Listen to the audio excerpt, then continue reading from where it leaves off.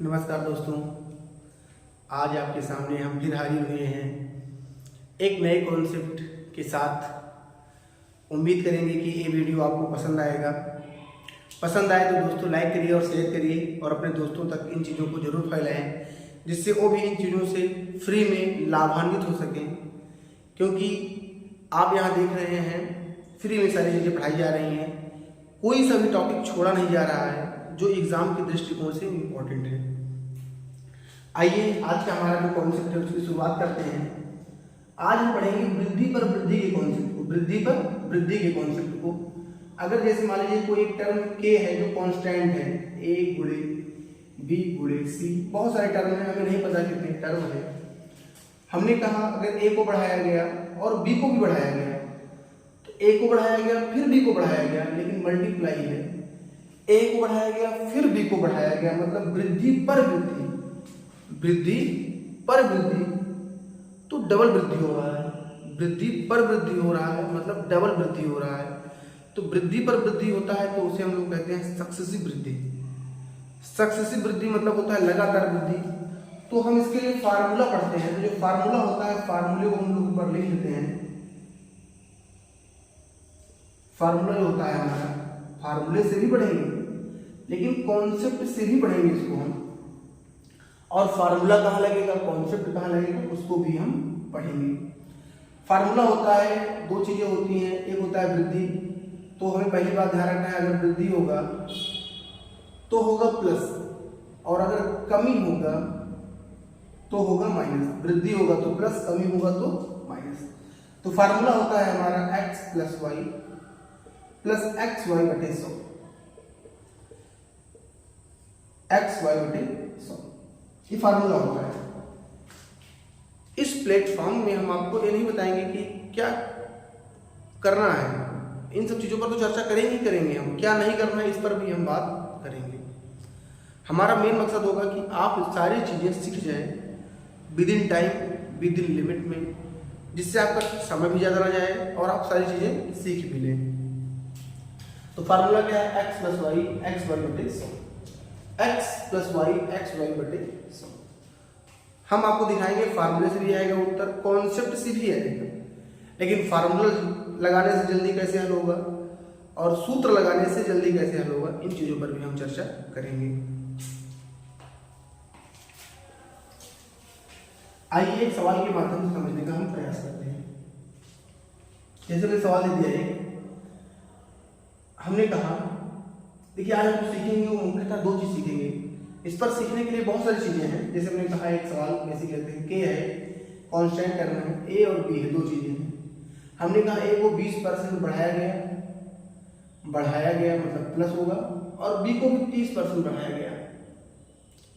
ए को बढ़ाया गया, बी को बढ़ाया गया, तो बढ़ाया गया मतलब वृद्धि है। लेकिन अगर दूसरा सवाल आ गया, इसी कॉन्सेप्ट पर आ गया कि अगर इसको फ्रैक्शन में दे दिया गया तो कैसे करेंगे। चलिए इसे समझते हैं एक बार और। अगर परसेंटेज दिया रहेगा तो परसेंटेज के दो रूप हैं, परसेंटेज के दो रूप हैं। एक जब एक पूर्ण संख्या के रूप में आएगा, पूर्णांक में आएगा, और एक जब भिन्न में आएगा। परसेंटेज एक पूर्णांक में आएगा और एक कब आएगा, भिन्न में आएगा। अगर पूर्णांक में आएगा तो हम फार्मूला लगाएंगे तो हमारा उत्तर जल्दी आएगा। अब अगर भिन्न में आ गया तो यहां पर हम अपना कॉन्सेप्ट लगाएंगे, जो सीखेंगे यहां पर, तो हमारा उत्तर जल्दी आएगा। तो उम्मीद करते हैं दोस्तों आपको समझ में आ जाएगा, आया होगा कि पूर्णांक होगा तो क्या लगाएंगे और परसेंटेज होगा, फ्रैक्शन में होगा तब क्या लगाएंगे। तो हमने बताया आपको पूर्णांक होगा तो आपको फार्मूला लगाना है, और भिन्न होगा तो कॉन्सेप्ट लगाना है। तो हम इस तरह के सवाल करेंगे। तो सवाल हमारा क्या था, आइए सवाल को भी लेते हैं। हमने कहा के है एक कांस्टेंट टर्म है, ए गुणे बी है, इसको 20% बढ़ाया गया और इसको 30% बढ़ाया गया। एक 20 बढ़ा और एक 30 बढ़ा, तो फार्मूला से क्या वृद्धि हो रहा है। तो फार्मूला से जब मन में जोड़ने का प्रयास करेंगे, देखिए फार्मूला तो हमारा x plus Y plus X Y बटे 100 है, लेकिन हम चाहेंगे इसको जल्दी से लगाएं। तो जोड़ना है तो जोड़ लेंगे, 20 और 30 कितना हो जाएगा, 50, प्लस गुणा करेंगे 20 से 60, 600, और बटे 100 है तो 6, तो 50 और 6 56। तो के में कितने की वृद्धि होगी? तो 56 की वृद्धि होगी। तो वृद्धि पर वृद्धि होगा तो x + y x y बटे 100।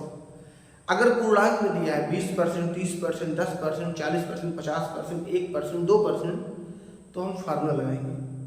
लेकिन अगर दे दिया 11 से 1/9, 33 से 1/3, 16 से 2/3, 14 से 2/7, 12 से 1/2, 37 से 1/2, तो हम फ्रैक्शन का तरीका लगाएंगे, कॉन्सेप्ट लगाएंगे, उसको भी सीखेंगे हम।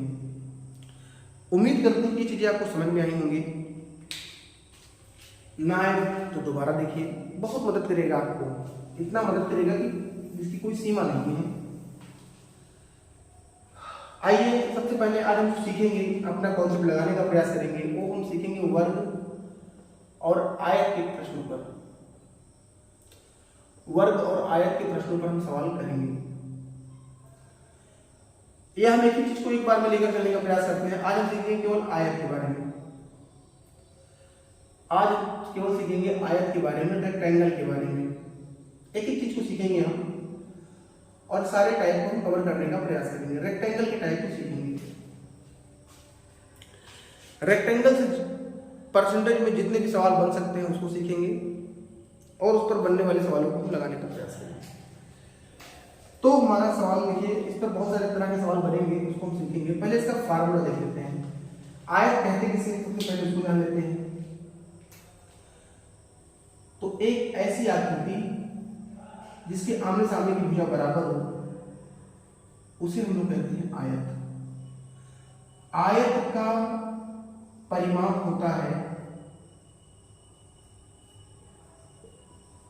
आपको पता होगा, 2l+b, लंबाई इंटू चौड़ाई। और आयत का क्षेत्रफल जो होता है वो होता है l×b। विकर्ण से भी सवाल बनते हैं, लेकिन मुख्यतः क्षेत्रफल से सवाल बनते हैं। तो कैसे कैसे सवाल बनते हैं उसको हम सीखने का प्रयास करते हैं। आइए, सूत्र हमें उम्मीद होगा कि आप सीख गए होंगे आयत का। आज हम सीखेंगे आयत के बारे में, कल हम सीखेंगे वर्ग के बारे में, फिर हम सीखेंगे त्रिभुज के बारे में। ऐसे सीखते चलेंगे। जैसे हमारा एक क्वेश्चन है, आप इसको ध्यान से समझिए। हमने कहा एक आयत की लंबाई में 20% की वृद्धि की गई तथा चौड़ाई में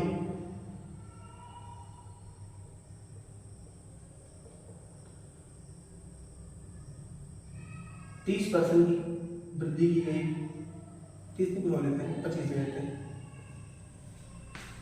तो पहला सवाल बनेगा हमारा, उसके क्षेत्रफल में कितने परसेंट की वृद्धि हुई।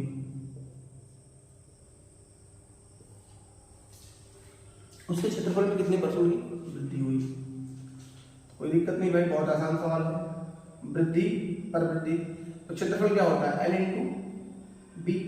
इसमें 20% बढ़ा, इसमें 25% बढ़ा, तो वृद्धि पर वृद्धि हुआ। तो लगा देंगे इसको डायरेक्टली फार्मूला। भाई फार्मूला लगाओ, x + y x y बटे 100। तो 20 और 25 कितना हो जाएगा, 45। अब गुणा करेंगे तो 20 × 5 100 और 5 और 25 5 और जुड़ जाएगा, तो 45 से 5 कितना हो जाएगा, 50%। तो क्षेत्रफल में कितने परसेंट की वृद्धि होगी, तो 50% की वृद्धि होगी। ये बेसिक कॉन्सेप्ट है, उम्मीद करते हैं आपको समझ में आ रहा होगा। अब इसको हम कितना भी चेंज कर सकते हैं, इसको फ्रैक्शन में बना देते हैं। चलिए एक सवाल आपको समझाने के लिए हम फ्रैक्शन में ले लेते हैं। इसमें ये समझ में आया होगा। एक सवाल हम फ्रैक्शन कर लेते हैं। जैसे हमने कहा लंबाई में 33 सही 1/3% की वृद्धि तथा चौड़ाई में 16 सही 2/3% की कमी कर दी हमने। चलो कमी कर देते हैं इसमें। तो क्षेत्रफल पर क्या प्रभाव पड़ेगा। तो अब यहाँ सूत्र तो लगा नहीं सकते, सूत्र नहीं लगा सकते, तो कॉन्सेप्ट लगेगा। 33 सही 1/3 का फ्रैक्शन मान होता है 1/3 और 16 सही में कितना होता है 1/6। आपको पता है क्षेत्रफल लंबाई गुणे चौड़ाई होता है। क्षेत्रफल लंबाई गुणे चौड़ाई, तो पहले लंबाई कितनी थी उसकी 3, तो बढ़कर कितनी हो गई 4। पहले उसका चौड़ाई कितना था 6, और कमी हो गई कितना हो गया 5। कुछ कट रहा है 2 दूना और 2 3 6 और 2 दूना 4, 3 3 का 9 और 5 दूनी 10।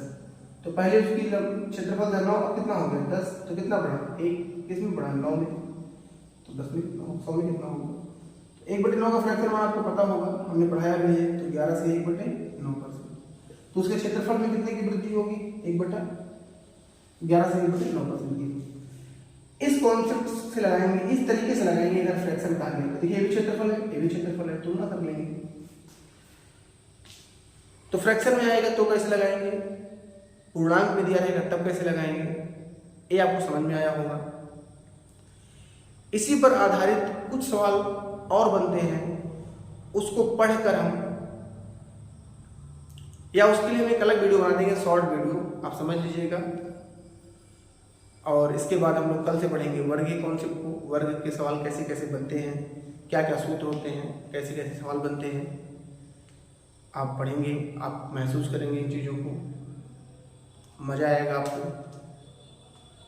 तब तक आप देखते रहिए, धन्यवाद।